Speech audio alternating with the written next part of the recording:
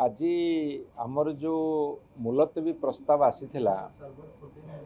शिशु एवं महिला नाबालिका एवं महिला समस्त असुरक्षित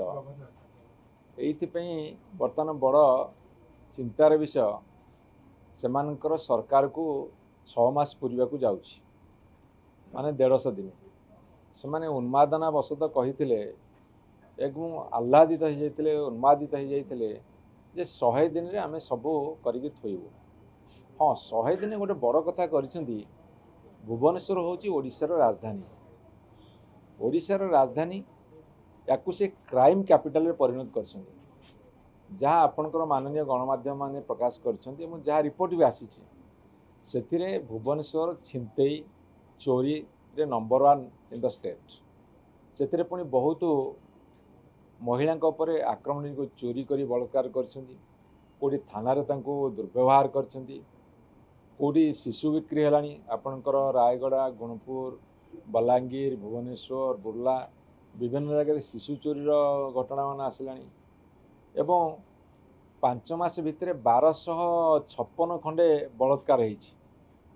एवं शांतप्रिय डिस्ट्रिक्ट मयूरभंज रे बर्तमान 52टा रेप केस बर्तमान रजिस्टर होईछि। सारा ओडिशा रे जदि एई भली भाव में महिला मान ऊपर अत्याचार चलिबो तार कारण होउछि जे गोटे नॉन सीरियस गवर्नमेंट गोटे हल्का मंतव्य दबा गोटे माने अति लाइट स्टेटमेंट दबा गोटे सीरियस हबानी जा फल कि क्रिमिनाल माने सब उत्साहित होउछंदी। तापर कहबे गोटे शिशु सरकार आंब टाकुआ जाऊ खाइले कहले सामान्य घटना कोटी मद चिकिटी रे मद मृत्यु हेले कहले छोटिया घटना। पुरी रे लॉ एंड ऑर्डर सिचुएशन होउची गवर्नर पुआ माड़ मारुची जोता चटुची ओडिया लोक को कहले गोटे छोटिया घटना। रथयात्रा घटी जा घटना छोटिया घटना। तेणु यही कथा जो सरकार कहिबे सब कथा को सीरियसली नेबेनी एवं सबुठु बड़ कथा होउची जो माने क्रिमिनल मेंटालिटी लोक जो आटिट्यूड से माने को मापी दउछन माने किछि करि परिबेनी आ जे जहा करूची एमाने तांको मध्ये सहाय्य करूछन। आउ गोटे सबुठु बड़ कथा होउची तांकर तळु ऊपर जाई तांकर कॉल डिटेल्स रेकॉर्ड देखिबे केते थर से माने थाना को फोन करछन। पुलिस रो मनोबल को भांगी देनी कहछन आमे सरकार को आसु आमे जहा को सेया कर ए जो कथाडा कहउछंती जा पर पुलिस रो मनोबल भांगुछन। पुलिस रो मनोबल भांगिबा पुलिस रो मनोबल भांगिले कोन हबो यही भाया सब अघटन घटी चलो। मत लगुच माने आउ किछि दिन भितर सारा भारत वर्ष रे रेप मर्डर डकैत छिनतेई स्नाचिंग आउ शिशु बिक्री नाबालिका विवाह जेते प्रकार महिला अत्याचार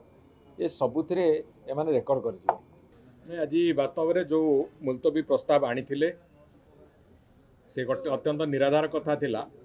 कहीं गत 24 वर्ष रे ए राज्यर आईन श्रृंखला परिस्थिति को खराब करिबारे जो मानकर भूमिका थिला से माने आज से बाबद में चर्चा करने को चाहते आईन श्रृंखला परिस्थिति खराब होती आठू बड़ हास्यास्पद कथा किसी ना। वास्तव चित्रटी हूँ 2021, 22, 23 ये 3टी वर्ष जो भली भाव में आईन श्रृंखला परिस्थिति जहाँ थिला से दर्पण थरे आज विजु जनता दलर अन्य बंधु मानक से कथार स्पष्टता आम देचु एवं 2024 जुलाई 12 परठू आज पर्यंत जो स्टैटिस्टिक्स से जो विभिन्न क्राइम विशेष करके महिला संक्रांतीय जो क्राइम गुड़िकर तार जो स्टैटिस्टिक्स से गोटे ड्रास्टिकाली नंबर जो परिसंख्यान खसवा को लगी एवं यार एकमात्र कारण होची ए सरकार आसवा परे जो भली भाव में विभिन्न समय रे जीरो टॉलरेंस रो नियम जीरो टॉलरेंस रो नीति आपणैवा प्रक्रिया आरंभ करिछि एवं विशेष करिकी जो भली भाव में आज कन्विक्शन प्रक्रिया ताकू त्वरान्वित करने आरंभ करिकी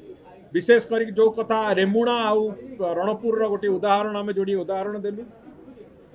मात्र 62 दिन रे मात्र 90 दिन रे कन्विक्शन कंप्लीट करवा ये ओडिशा प्रदेश रो अपराध इतिहास रे केबे हेई नथिला। आमे गोटे कथा स्पष्ट जे ये गोटे सामाजिक व्याधि ये व्याधि को मूलोत्पाटन करने को हेले ताकू पूरापूरी भाव में